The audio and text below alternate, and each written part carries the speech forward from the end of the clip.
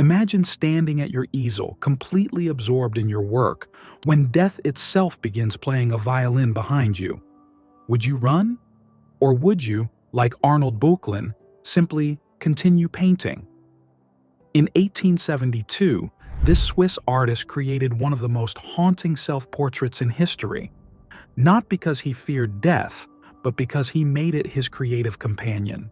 Today, we'll uncover the fascinating story behind this masterpiece that's captivated audiences for over 150 years.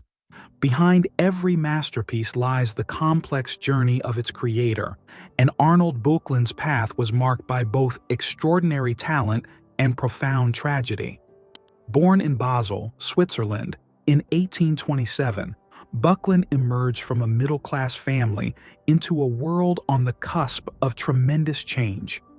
His early life shaped his mind in ways that would later manifest in his most profound works, including this haunting self-portrait. Böcklin's formal training began at the Düsseldorf Academy of Arts under Johann Wilhelm Schirmer, where he mastered the technical foundations of his craft. However, it was his time in Rome that truly transformed his artistic vision. The Eternal City's classical heritage, combined with its romantic atmosphere, helped forge his unique style, one that would bridge the gap between reality and fantasy, the physical and the metaphysical. But it was personal tragedy that would leave the deepest mark on his artistic vision. The death of his first fiancée before marriage struck a devastating blow, introducing themes of loss and mortality that would permeate his later work. His subsequent marriage to Angela Rosa Lorenza Pascucci in 1853 brought both joy and heartbreak. Of their 14 children, 5 would not survive to adulthood. Each loss seemed to deepen Böcklin's artistic engagement with themes of death and transcendence. These experiences transformed Böcklin from a skilled painter into a visionary artist. He developed a distinctive style that merged technical precision with symbolic depth, creating works that seemed to exist in a realm between the tangible world and the world of dreams. His ability to transform personal grief into universal artistic statements set him apart from his contemporaries and established him as a leading figure in the Symbolist movement. As we turn our attention to the studio setting where Böcklin chose to confront his mortality most directly, we begin to see how these life experiences informed every brushstroke of his remarkable self-portrait. Every element has been carefully positioned to create maximum psychological impact. The artist positions himself slightly off-center in the composition, creating a dynamic tension that immediately draws the viewer's eye. His dark artist smock, practical and worn, grounds him firmly in the reality of his profession, while contrasting sharply with the ethereal background. This deliberate contrast serves multiple purposes. It emphasizes his role as a working artist while simultaneously highlighting the supernatural presence behind him. The lighting deserves particular attention for its psychological effect. Böcklin employs what art historians call dramatic illumination. The studio is dimly lit, creating an atmosphere of mystery, but key elements are highlighted with subtle precision.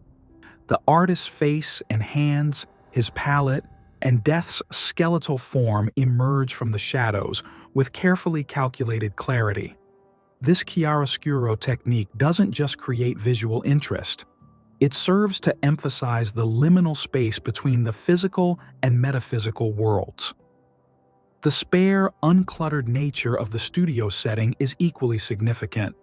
Unlike many artists' self-portraits of the period, which often included elaborate props and symbols of the painter's profession, Böcklin strips away everything non-essential. This minimalism forces us to focus entirely on the interaction between the artist and his supernatural companion. His expression, contemplative, almost serene, suggests someone who has made peace with mortality, or perhaps found inspiration in its presence.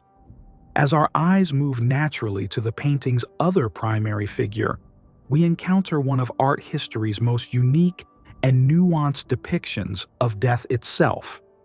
Unlike traditional representations of death as a menacing hooded figure wielding a scythe, Böcklin's interpretation is remarkably intimate and almost companionable. This departure from convention reveals much about both the artist's personal philosophy and the evolving cultural attitudes toward death in the late 19th century. Death's positioning is masterful. The skeleton leans in with an air of familiarity, like a trusted mentor offering guidance or an old friend sharing a secret. This physical proximity creates a psychological tension that's central to the painting's power. The choice to show death as a musician rather than a harbinger of doom is particularly significant, transforming what could have been a threatening presence into something more complex and ambiguous. The violin itself becomes a powerful multi-layered symbol. Its single string serves as a metaphor for life's fragility, a single thread that could snap at any moment. Yet the act of playing music suggests creativity, beauty, and the continuation of art beyond physical existence. The hollow eye sockets, fixed intently on Böcklin, create an unsettling sense of awareness and presence, while the skeleton's posture suggests genuine engagement with its performance. The bone-white figure creates a stark contrast against the darker tones of the studio, yet somehow doesn't feel intrusive or alien to the scene. This visual integration suggests that death is not an unwelcome intruder, but an integral part of the creative process itself. Through this sophisticated portrayal, Böcklin suggests that awareness of mortality might enhance rather than diminish artistic creation. To fully appreciate the brilliance of this interpretation, we must examine the rich historical and cultural context that gave birth to it. The year 1872, when Böcklin created this masterpiece, marked a pivotal moment in European history and artistic development. Europe was still processing the aftermath of the Franco-Prussian War, which had reshaped political boundaries and challenged old certainties. The Industrial Revolution was in full swing, bringing rapid technological advancement that simultaneously inspired hope and anxiety about the future. These societal changes profoundly influenced how people thought about progress, time, and mortality. This was also the height of the Symbolist movement in art, which rejected mere surface representation in favor of exploring deeper spiritual and psychological truths. Munich, where Böcklin painted this work, had become a crucial center for artistic innovation, particularly receptive to symbolic and psychological explorations in art. The artistic community there was actively engaging with questions about the role of traditional religious imagery in an increasingly secular age. The period's fascination with spiritualism and the supernatural provides another crucial context. The mid to late 19th century saw a surge in interest in seances, spirit photography, and other attempts to bridge the gap between the world of the living and the dead. However, Böcklin approaches these themes not through spiritualist superstition, but through sophisticated artistic awareness. Moreover, this was an era when scientific advancement was challenging religious certainties, leading many artists to seek new ways of expressing eternal truths. Darwin's theories of evolution had recently shaken traditional beliefs about human origins and destiny, while advances in medicine were changing how people understood death itself. The true genius of Böcklin's self-portrait lies in its intricate web of symbolism, where each element operates on multiple levels of meaning that interact and deepen one another. The single string on Death's violin serves as perhaps the painting's most potent symbol. Beyond its immediate reference to life's fragility, it connects to classical mythology's fates, particularly Atropos, who cuts the thread of life. This connection is reinforced by Death's position behind the artist, mimicking how the fates work unseen but ever present in human lives. The choice of a violin string rather than the traditional thread of fate adds a crucial artistic dimension, suggesting that life, like music, is both temporary and transcendent. Böcklin's palette and brushes function as powerful counter-symbols to death's presence. The vibrant colors visible on his palette represent vitality and creative force, standing in stark contrast to death's monochromatic presence. His grip on these tools suggests not defiance of death, but rather engagement with it through artistic creation. The artist's upward gaze carries multiple potential readings.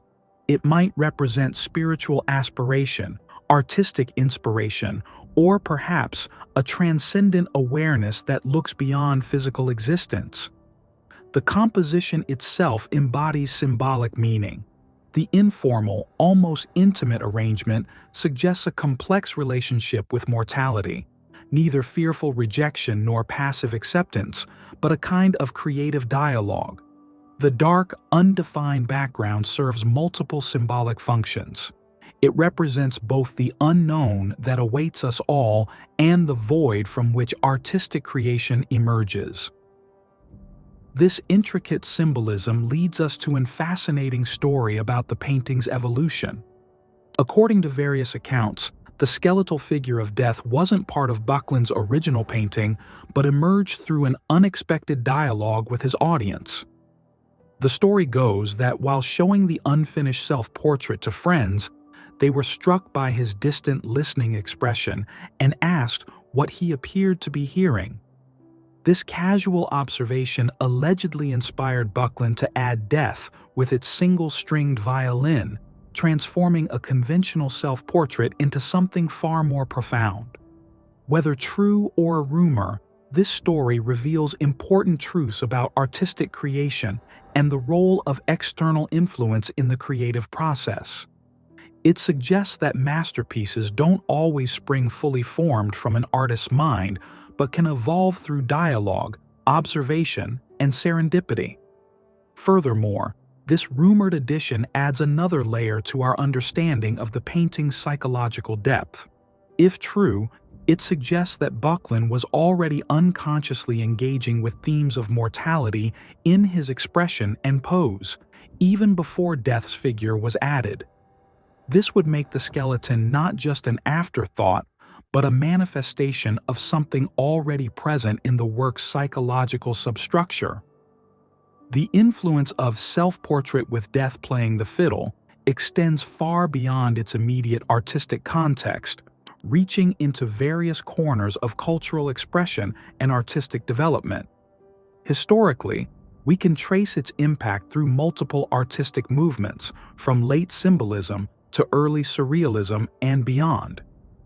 Gustav Mahler was reportedly under the spell of this painting while composing the scherzo movement of his Fourth Symphony, demonstrating its cross-disciplinary influence on other art forms. The painting has become a touchstone for artists grappling with themes of mortality, creativity, and self-reflection. Its innovative approach to self-portraiture, incorporating symbolic elements while maintaining psychological realism, helped establish new possibilities for the genre. Modern artists continue to reference and reinterpret its themes and composition, finding new ways to explore the relationship between artist and mortality. In academic circles, the work has generated extensive scholarly discourse about the nature of artistic self-representation and the role of symbolic elements.